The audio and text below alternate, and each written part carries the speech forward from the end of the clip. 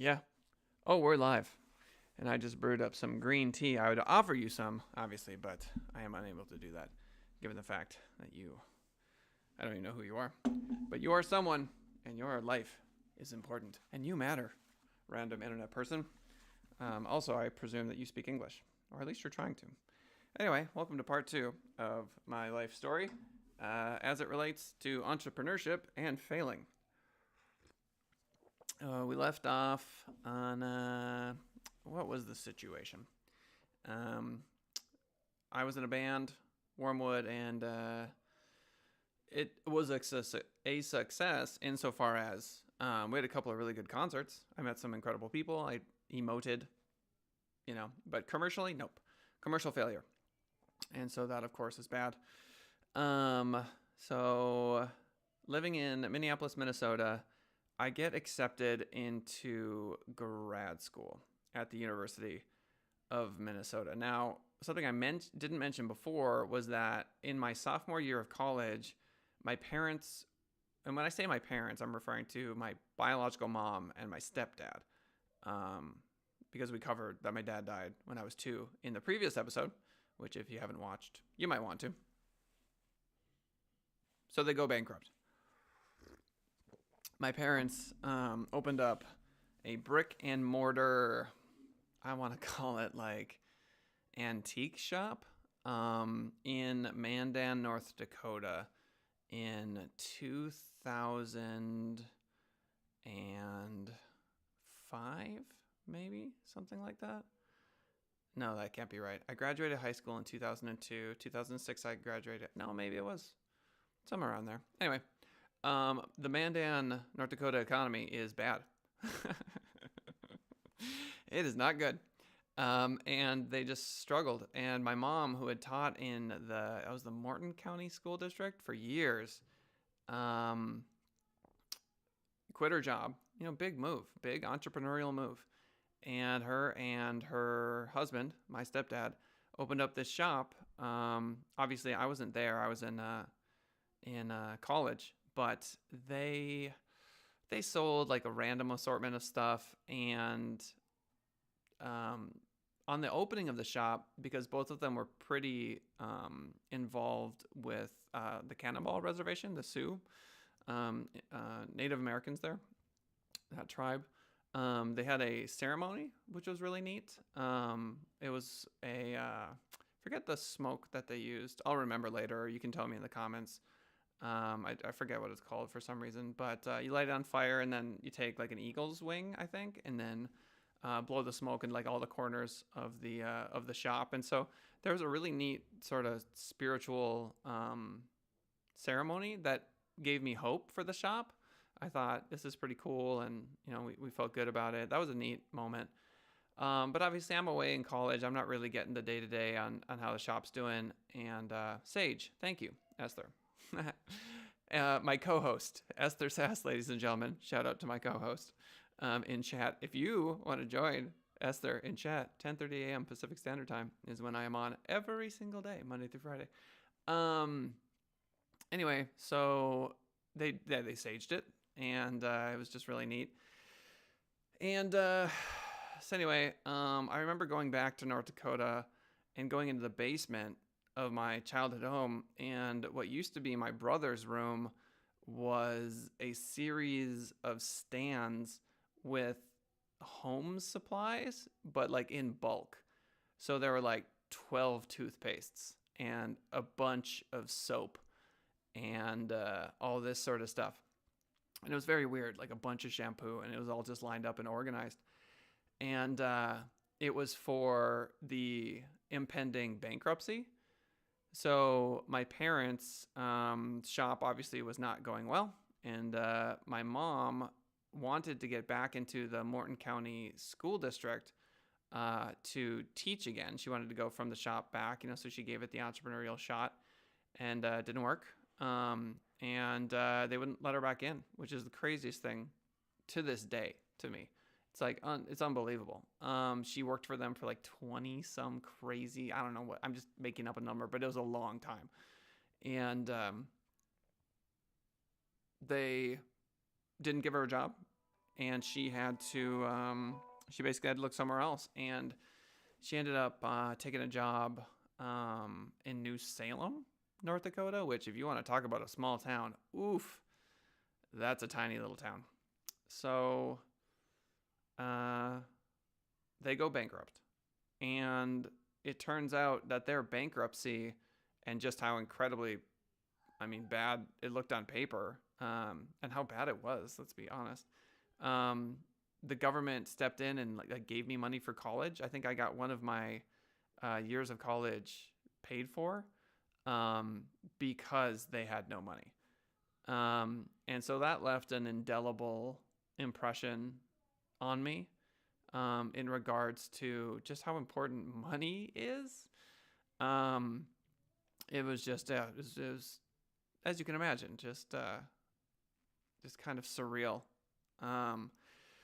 So anyway, they go through that, and my mom starts working in New Salem, and my stepdad starts working on the Cannonball Reservation, which is like a 50-minute, hour 10 commute. It's a long commute.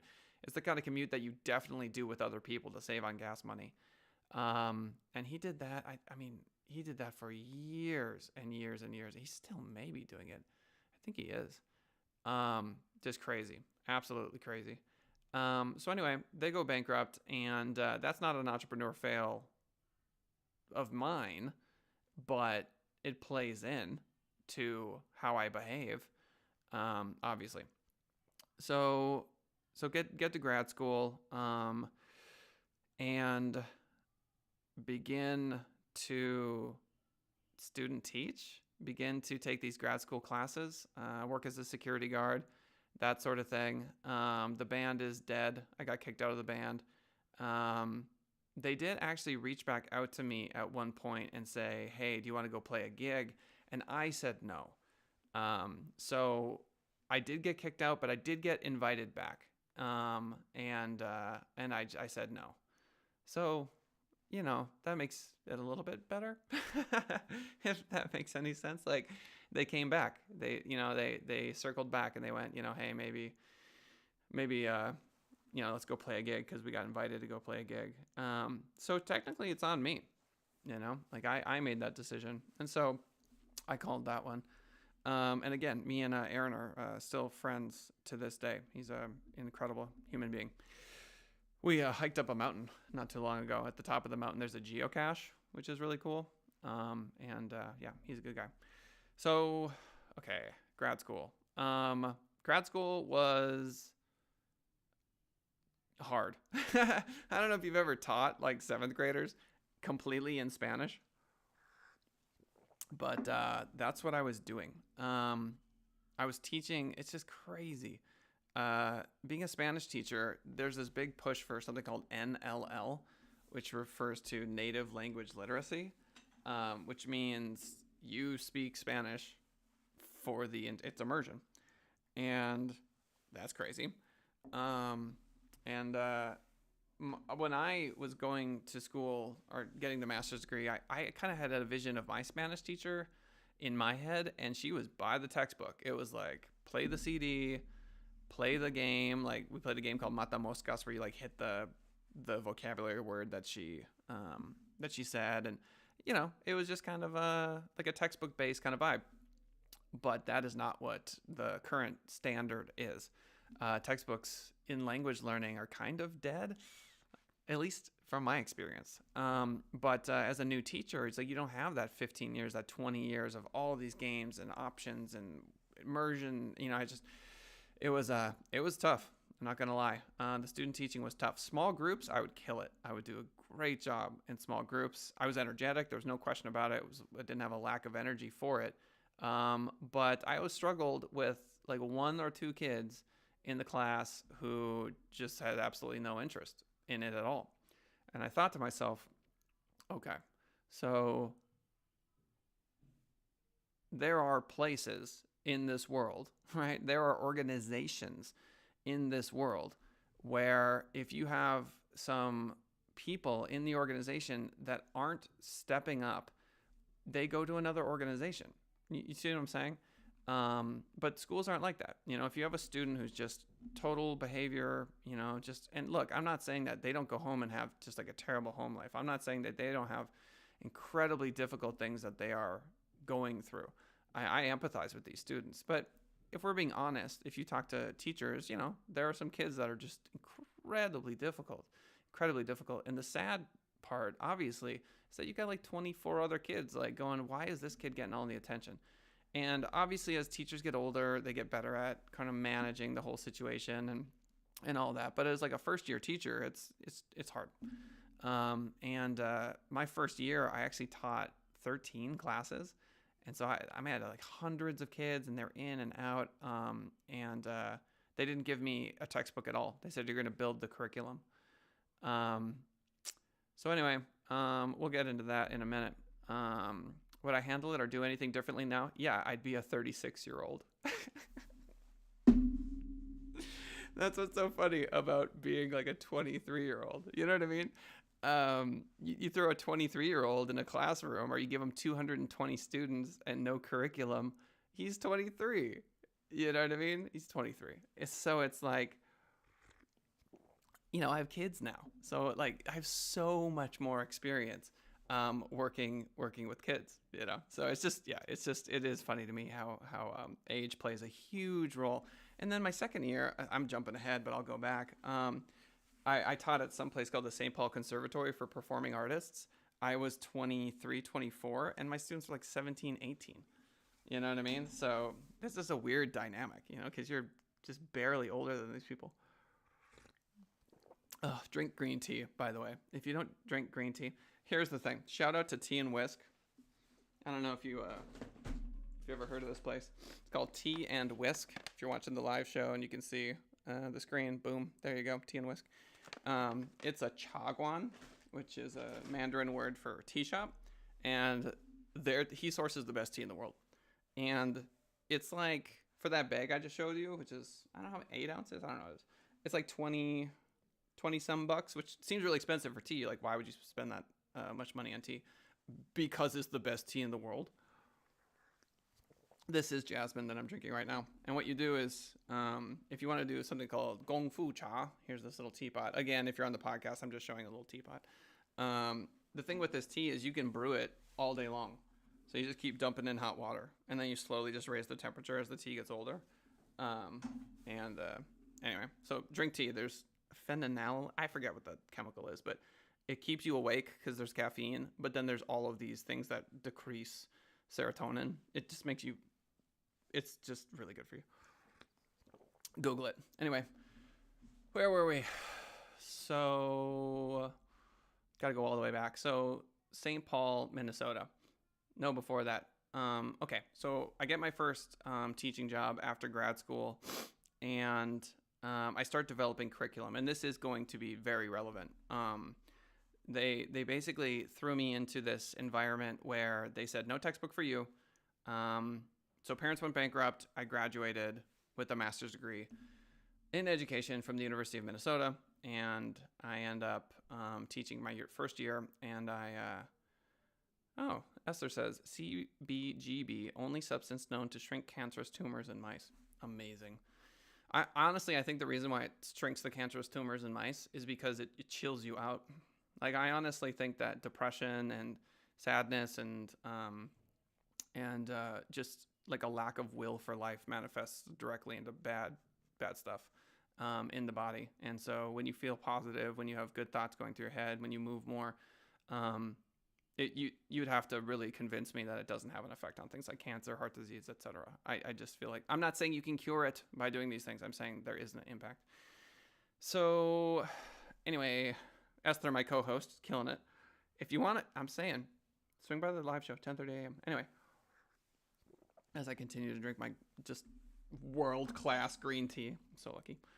Long story short, okay, so I'm in this classroom. I've got 200 students. I literally, to this day, have a piece of art that I hung, because every time I taught a class, I would put a little scratch. I had the teacher's name, and then I would go scratch, scratch, scratch, scratch, and then cross scratch. You know what I'm looking like, like a set of 5 where you do 4 and then you come across it with that 5th. So because every class was so hard, because it was so difficult, every single time I was just like, check mark, like one more, because I was just putting my head down and just trying to grind this thing out. So I did. I did my best. I created the entire curriculum for the full year.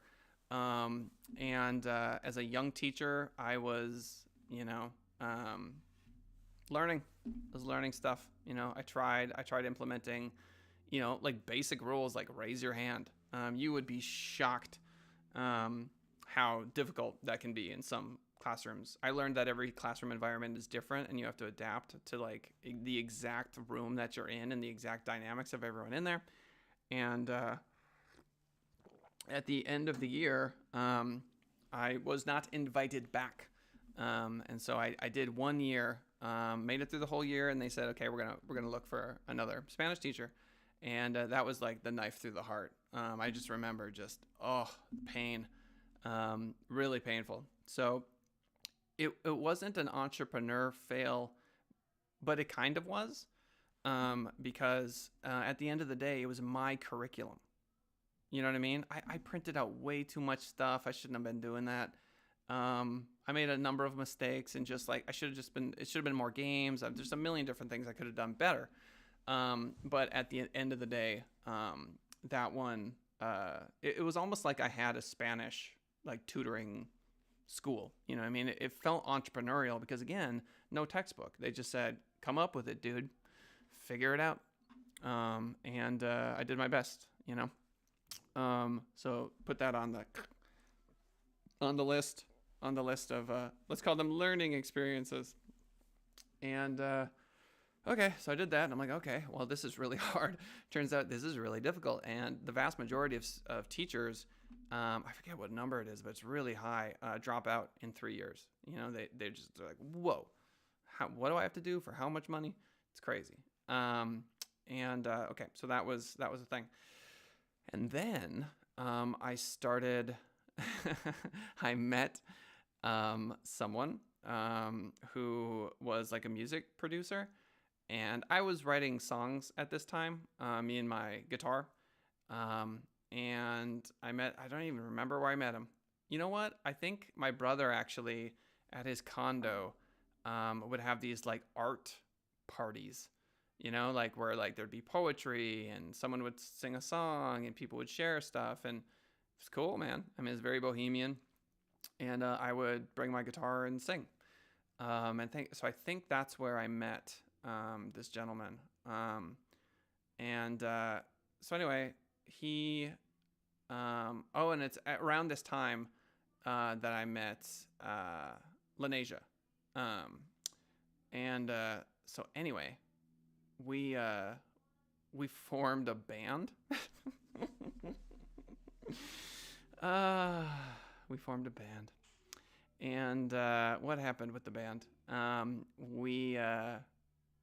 So I'm teaching, I get a job. Okay, I get another job. So no longer the first job. We're moving on to the second job. And that was at a place called the St. Paul Conservatory for Performing Artists, which you should definitely Google right now.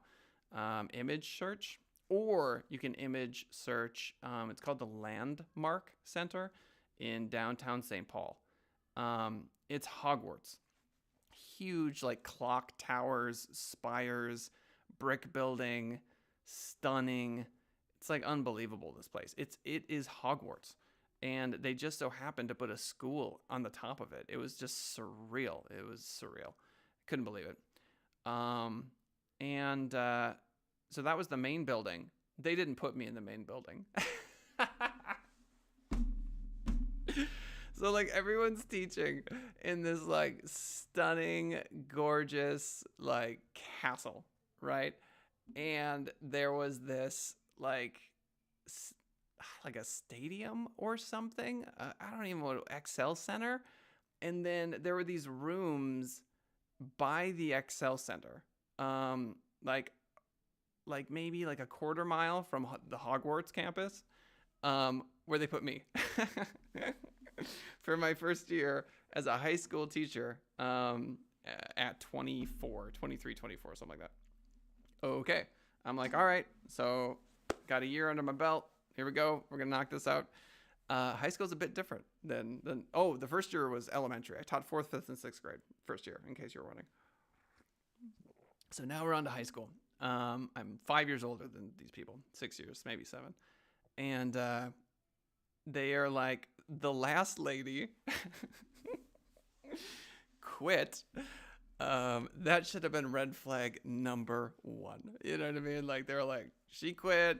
We have no contact with her anymore. It's just like a done deal. And I'm like, okay, just like naive. And so funny.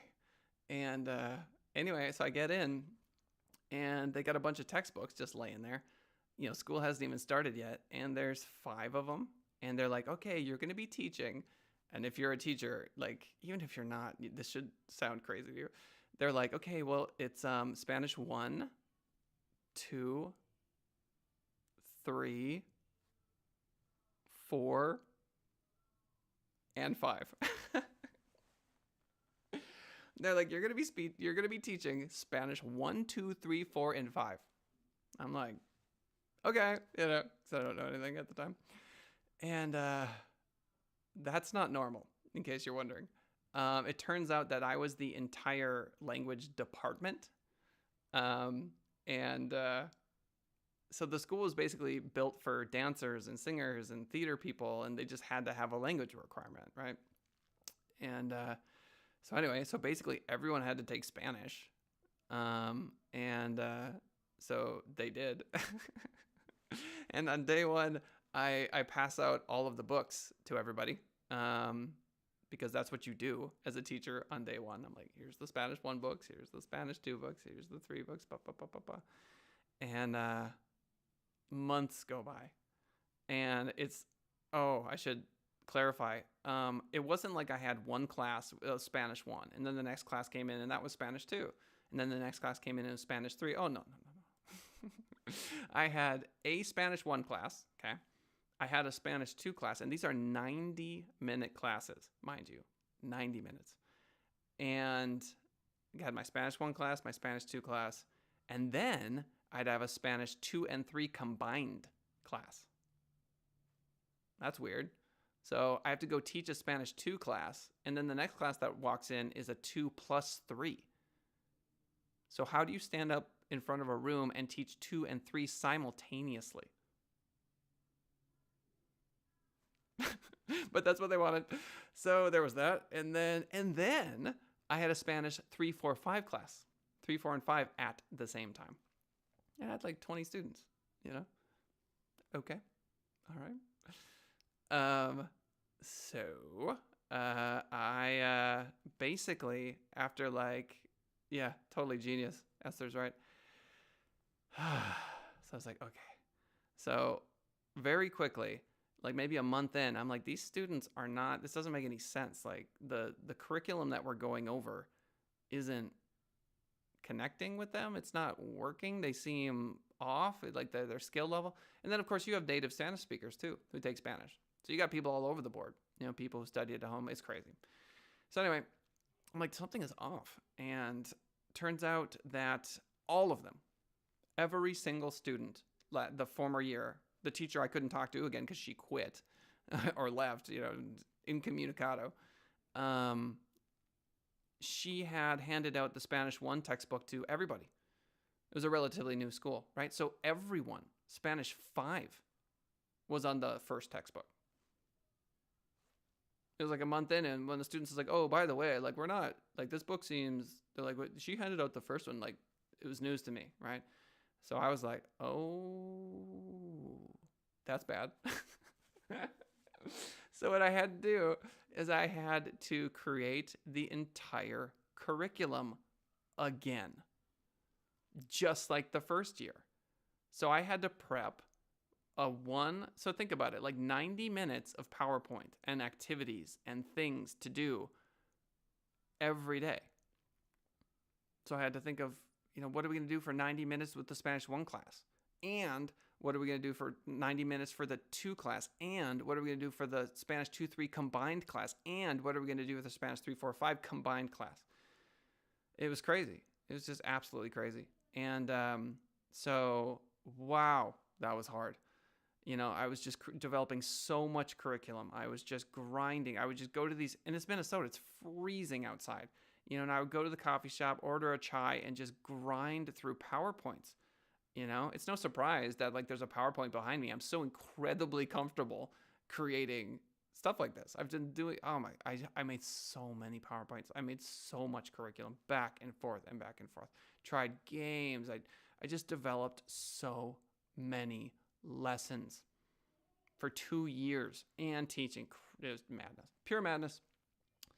It was also at this time that I bought my first duplex, which is going to become relevant as well. So it's one of the only two things that's been a legitimate success. So we've got 4 minutes left, so I'm kind of like trying to figure out how I want to. Well, let's keep pushing forward. So anyway, so at the end of the year with the St. Paul Conservatory for Performing Artists, same thing as year one. They were like, thank you for the year. We appreciate it. We're going to move in another direction for next year. So it's a small success that I made it through the years, both years. You know what I mean? Like 9 out of 10 difficulty setting on these first 2 years. Wow. Really, really hard. But to my credit, I made it through both the years. They weren't like, okay, you're fired, you're out. That didn't happen. They just said, okay, we're going to move in another direction next year. But as a young professional, you go, what is wrong with me? I didn't take the time to reflect on the lack of curriculum. I never went, it's the fact that you're 23, you're teaching high school students, and they're having you teach 5 sections, and you have to create curriculum for all 5 sections.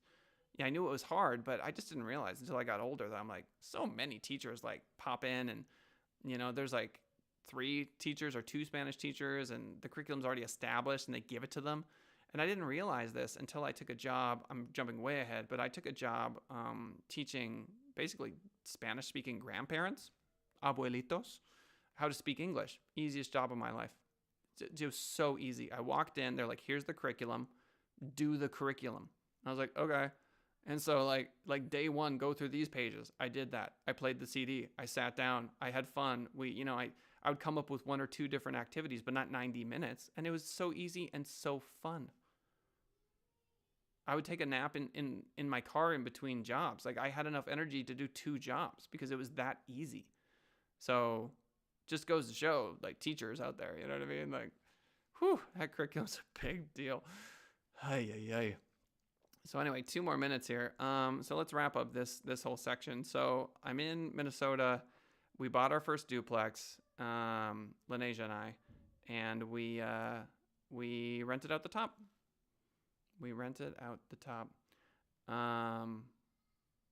Esther writes, that's so important. Second language learners go home to illiterate parents and grandparents.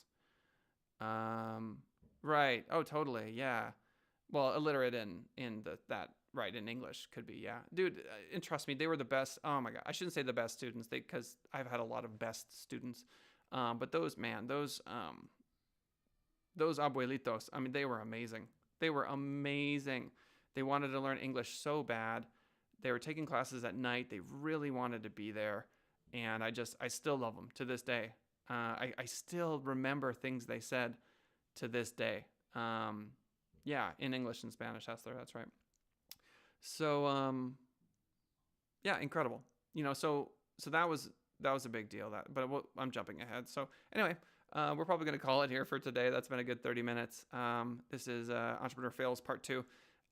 This is a big one that I want folks to share, obviously. I'm pouring out my heart on this one. How many know? Nobody knows how many parts this is going to be. Maybe it's 5, 6, 7, whatever.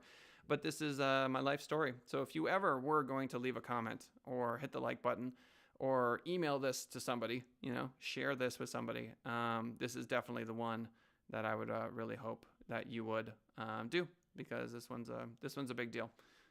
This whole thing's probably going to be 3 hours long, entrepreneurial life story. Oh, there will be a part 3. Oh yeah, and 4 and 5 and 6 maybe. But anyway, I genuinely appreciate you listening. This is the honest, recounting of, and it will get good, by the way, at the end. In case you're wondering, I'm like, why is this sad?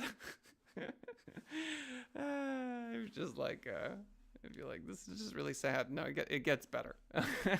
It gets better. And it also, the whole reason I'm doing this is because if you're going through this and you're going, none of it's working, I'm just doing all this stuff and it's just not working. Why is it not working? I will eventually let you know when the light broke through and why it worked. But I'll leave you with this. The name of the band that we made when I was at the St. Paul Conservatory for Performing Artists was Send It Rising. We'll see you next time.